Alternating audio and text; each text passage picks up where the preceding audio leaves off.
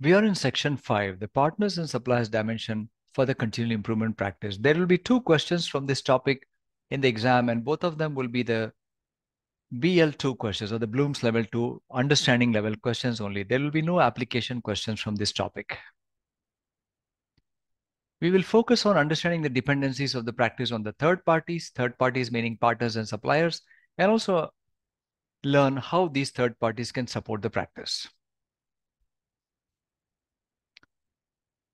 Let's begin by saying that the third parties can help in identifying and implementing the improvement initiatives. So they can generate ideas, they can assist in implementation of those improvement initiatives and ideas.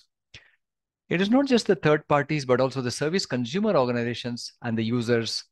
For example, the customer should also be involved in the initiatives and should be allowed to identify improvements and participate in the initiatives. And from a suppliers and partners perspective, they should be actively encouraged to submit suggestions for improvement and feedback for the continual improvement register. And they should be able to do it through specific defined channels to their service providers. And those service providers are again providing services to their consumers. There should be open communications, willingness to learn, and collaboration between the service provider and their third parties, or the consumer and the third parties. And third parties should be actively involved by organizations. In fact, if more third parties are involved, then the CM practice should be brought in the service integration and management, which is a separate body of knowledge, which can improve the collaboration, wherein a consumer organization may appoint a single service integrator, and that service integrator takes care of the service performance from various other multiple suppliers. So collaboration is key here with the third parties that can bring a lot of additional boosts to the continual improvement and facilitate better value co-creation and alignment of the service provider with the customers. This table here reflects specific services that may be performed by the suppliers and partners for this practice. And it's an interesting chart here because we are looking at the 7 steps of the continual improvement model, and we will see here what can third parties do in each step of this model. So what is the vision with respect to this step? The third parties can provide coaching, consultation, and workshop services to develop and document a desired future state. Because some third parties may be experts in improvements, and they might have worked with other organizations, and they may be able to provide a desired future state definition for the organization who are embarking on the improvement. The second step of the improvement model is, where are we now? In this case, the third parties can independently come in and assess the current status. If the current states, that is like creating a baseline reference for the improvement and give that to the requesting organization.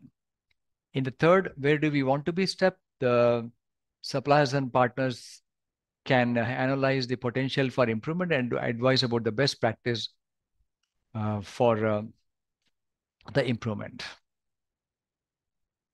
So because it's where do we want to be, therefore the suppliers and partners should be able to identify what can be improved and how much.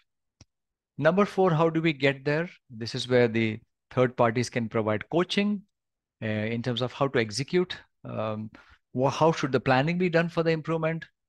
And the 5th step, take action, where the third parties can actually perform the improvements through the contract with the organization, because they might have skills which are conducive for performing the tasks related to improvements. Step number 6, did we get there? In this one, the third parties can independently assess the state, the state that whether it has the improvement has achieved its outcomes or has it completed successfully. And in the 7th step, keeping the momentum going. This is to reinforce the success of the improvement and then give us pause, celebrate the success before embarking on the next improvement vision. This is where third parties can engage in regular discussions with the various stakeholders and see how things are being reinforced, and help with the success promotion and celebration, and perform the monitoring for some time before it is concluded that yes, the improvement has been embedded into the organization or into a specific function or team. The third parties can also provide software tools,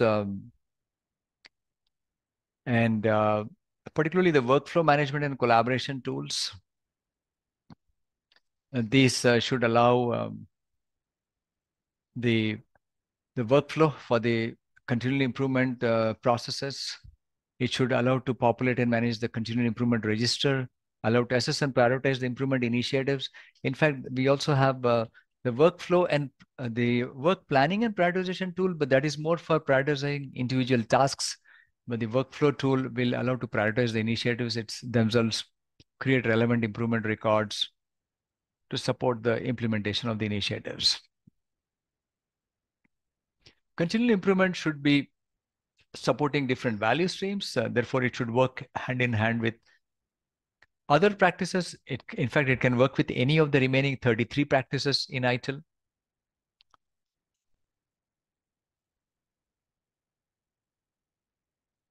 Then partners and suppliers can also perform consulting and advisory or provide consulting and advisory services. For example, they can even help to establish and develop the continual improvement practice and provide guidance on what techniques and methods can be beneficial. For example, they can suggest the PDCA or the Toyota Kata or OODA loop or other methods like Lean, Kanban, quality management, Six Sigma, etc. However, the practice will have to be owned by the organization. The practice as a whole cannot be outsourced to a third party.